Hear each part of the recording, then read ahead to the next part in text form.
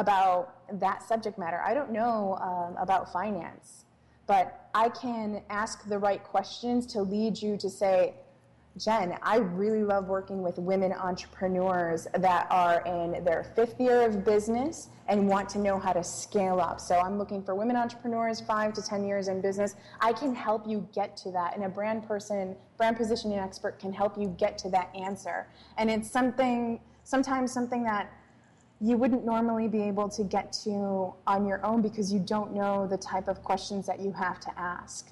And I think a brand positioning expert can really help guide you towards that. Well, so I know you have a lot of videos, and you talk a lot about creativity and the creative process in them.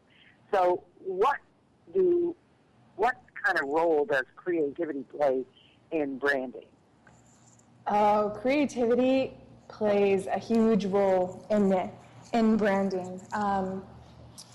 And it's hard to answer this question without defining what creativity is, but essentially when you are in the branding process, you are in a creation mode. You are creating something. You are creating something and maybe assembling something that already exists, right? But you're structuring it in a new way, which involves a lot of creativity and a lot of creation efforts. And so the huge thing that I tell my clients, especially when we're going to the brand visuals, like the logo design, the corporate colors, is that it is all a process, and creativity is a process. We're very obsessed in Western culture with the execution and the outcome, and we don't give enough credit and enough authority to the actual process itself as being the informative process, as informing us on our journey.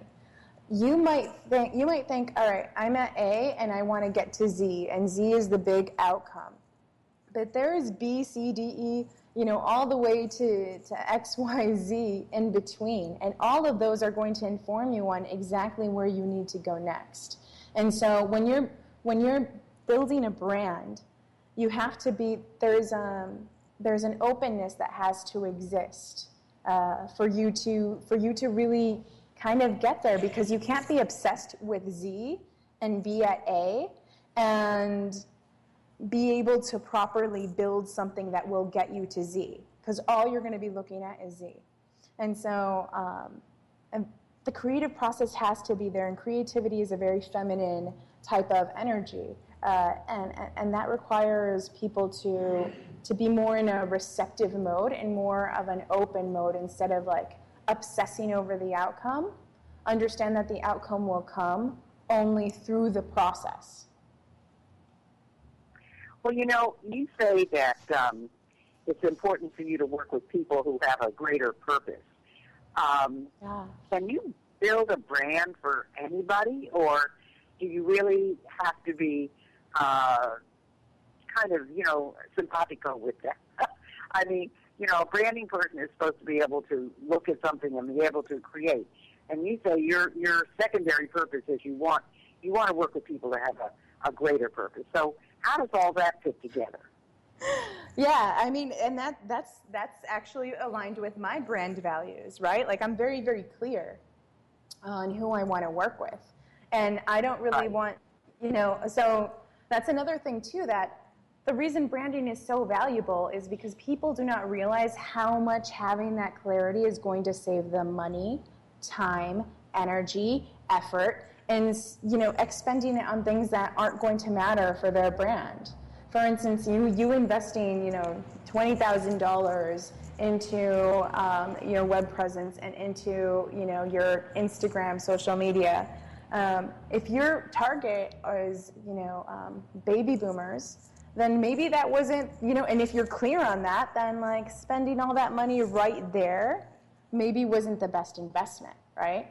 And so, and I'm kind of backtracking to answer your question, but that clarity is very, very important. The reason that I work with the folks that I choose to work with is my whole purpose, I think in this life in my business is to bring forth people that actually have something meaningful to say that will be of greater value and of greater impact into the world, and that's how I want to have an impact in the world. So me wanting to work with purpose-driven entrepreneurs that are going to impact the world in some way and help position their brand is part of my brand. It's part of the clarity that I have on my purpose, my vision, and my mission. And I'm probably not going to work with anyone from Enron, and I'm very clear on that. And knowing who is a good fit and who your target demographic is, guess what? You end up going to networking events where your target demographic is present, and you end up knowing how to speak to them. Right? That's a huge part of branding. How do you speak to your people? How do you speak to the people that you want to work with? What language do you use? Mm-hmm. So how would people get in touch with you, Jennifer, in order to work with you and find out, if you are a good fit? Yeah, they can email me at Jennifer with 2 N's, JENNIFER @verastrategies.com. They can also go to my website, verastrategies.com, and they can even call me at 847-701-4619. And that's Vera, VERA, strategies.com. So if you were looking, I know you say that you prefer that authors, coaches, personal branding.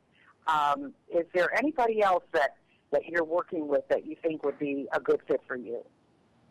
It's funny. Oh, here's another thing I'm going to say about niching down, because people are so afraid of it. For a while, I was doing a lot of website development work.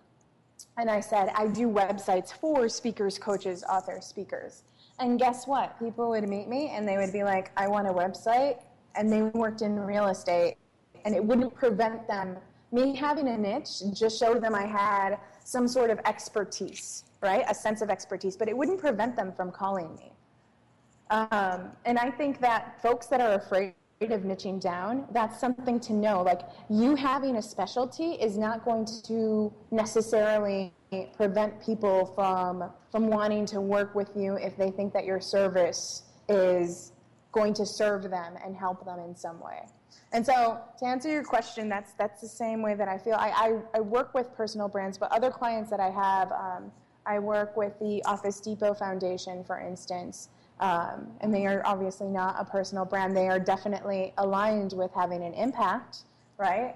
I also work, I have another client that is pivoting from a personal brand to more of a consultancy type work, and they're rebranding with that. So I help a lot of primarily, small businesses, speakers, coaches, authors. They operate like small businesses as well. They just have to have a very, very strong and consistent personal brand. But those are other folks that I've worked with that I do work with. As long as we're aligned and it's a good fit, and I know that I can, deliver 110% value to the client, it works. Well, now you've heard it here, ladies and gentlemen. So our best way to reach Jennifer is, her email is Jennifer, 2 N, JENNIFER, verastrategies.com. Her website is Vera, VERA, strategies, that's plural, strategies.com. And you can also call her at 847-701-4619. So I think you've got everything you need to contact her. She sounds like she can do the job for you. And I think you should give it a shot, because personal branding is a really, really important thing in today's world. And since Jennifer specializes in small businesses, she's especially for you. So I want to thank you, really, Jennifer, for being with us today. Hopefully people will reach out to you and work with you, and it was just a delight talking with you today. Thanks so much for being with us. Thank you so much. It was such a delight. Have a great day.